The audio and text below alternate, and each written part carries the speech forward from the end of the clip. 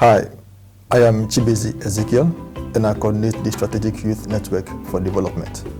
It's a youth-oriented NGO that promotes youth inclusion in the governance of our natural resources and environmental sector. We work in 4 thematic areas, which are climate change, biodiversity, forestry, and energy issues. What we do is that we bring about the relevance of young people in the fight against climate change by employing different tactics, doing different campaigns to also demonstrate what we can also bring on board. In 2019, we launched the Youth Renewable Energy Movement campaign to allow young people to participate actively in the development and utilization of renewable energies in Ghana. In line with our Renewable Energy Master Plan, which was launched in February 2019 by the government of Ghana. In that same year, in the month of May, we established our youth platform known as the Youth in Natural Resources and Environmental Governance Platform, shortly known as Youth NREG. The platform basically serves for knowledge and experience sharing among environmental activists, and also to create the opportunity for joint advocacy in a concerted manner. In that same year, in September 2019, we launched one of our flagship programs known as the Children for Climate Action to demonstrate the relevance or the importance of children also in the fight against climate change. And then in 2020, our activities came to a stop or was halted due to COVID-19 pandemic. But towards the end of the year, we had to kickstart our events again, just to push our cause, just to ensure that the voices of young people are heard, in the actions against climate change. And therefore, in 2020, we purposely built the capacity of our Youth NREG platform members on Ghana's NAP processes and the NDCs. If I say NAP, I'm talking about the National Adaptation Plan and the Nationally Determined Contributions, which is one of the requirements in the Paris Climate Agreement.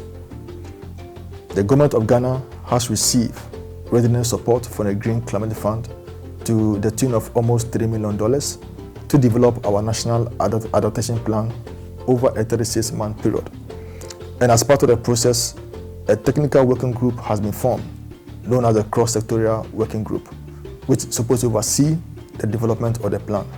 And I'm happy to announce that because of our advocacy work or because of our campaign, we have identified as key stakeholders in the process.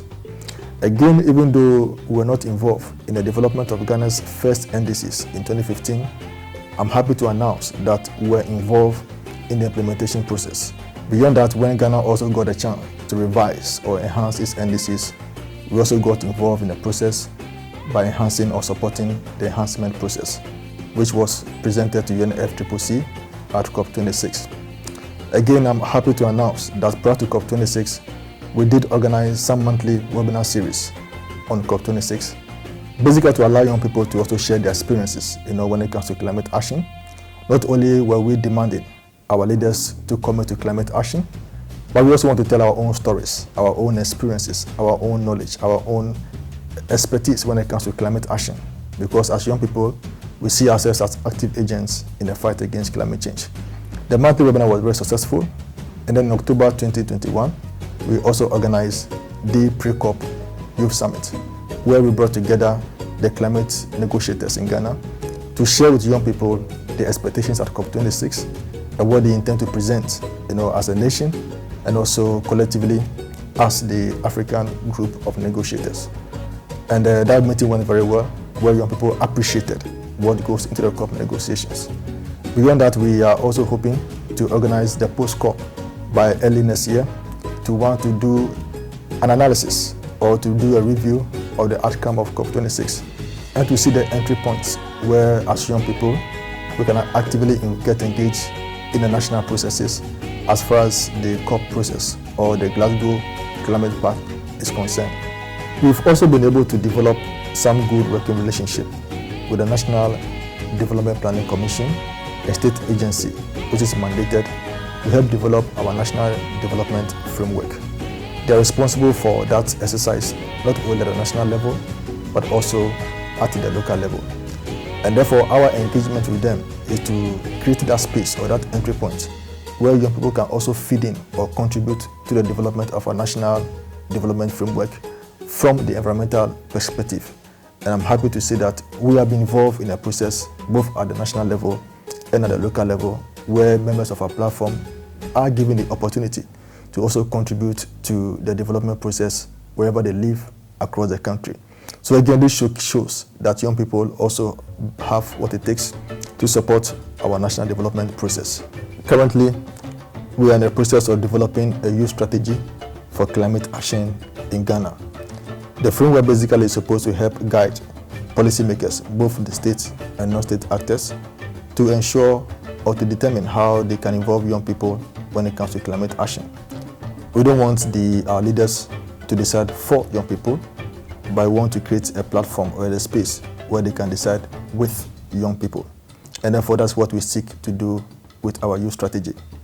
We've also identified young green entrepreneurs who we are pitching, who we are promoting, to help attract investors and partners, to help upscale their respective businesses. The whole idea is that even though we are talking about the need to fight climate change and to promote renewable energy, there are a lot of young people with very brilliant ideas, innovative ideas, who need support to upscale their businesses. As a group of young people, we want to promote our own colleagues who are busily putting a lot of effort to bring out innovative ideas, not only to deal with climate change, but also to help with the issue of forest degradation, as well as creating employment not only for themselves, but for other young people whom they are likely to employ once their business grows. So these are some interventions we are doing at SOND as a youth group organization, young people with the skills and expertise to demonstrate the relevance of young people in the fight against climate change. But all this has become successful through the support that we receive from the Global Climate Fund. I want to show our appreciation on behalf of my colleagues at SOND. I want to thank GCF for the support they've given us that triggered all these opportunities. And I'm happy to announce that because of this core support from GCF, we've also been able to attract various kinds of partners, both at the local level and also at the national level. At the local level, we've gotten some support from the French Embassy, British High Commission, British Council, all on climate actions. At the regional level, we also have the African Climate Reality Project in South Africa. We are also the West African Regional Node for Access Coalition. Access Coalition basically is an international NGO that promotes energy access to the poor and vulnerable in local communities. We are also partnering with 350 Africa. Global level, we are also partnering with great institutions and organizations. But this has become possible all because of the support we receive from GCF.